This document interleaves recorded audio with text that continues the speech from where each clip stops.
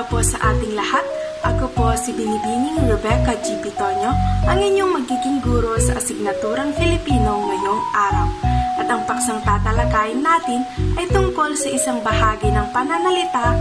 Ito ay ang pandiwa. Ano nga ba ang pandiwa? Ang pandiwa ay salitang nagbibigay buhay sa isang pangungusap dahil ito ay nagsasaad ng kilos o galaw ng isang tao, hayop o bagay. Ang pandiwa ay tinatawag ding verb sa salitang Ingles at narito ang ilang mga halimbawa ng salitang nagsasaad ng kilos o galaw. Sumayaw, kumanta, kumain, nagsusulat, nagtuturo, umalis, naligo, at marami pang iba.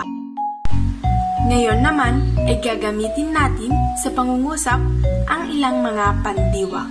Unang halimbawa, maliligo kami sa dagat bukas. Ano ang pandiwa dito? Mahusay. Maliligo ang ginamit na pandiwa sa pangungusap na ito. Pangalawang pangungusap, maagang nagluto si Aling Nena dahil kaarawan ng kanyang anak. Ano ang ginamit na pandiwa dito? Mahusay. Nagluto.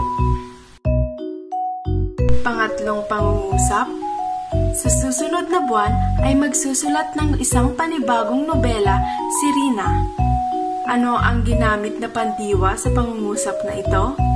Mahusay. Magsusulat.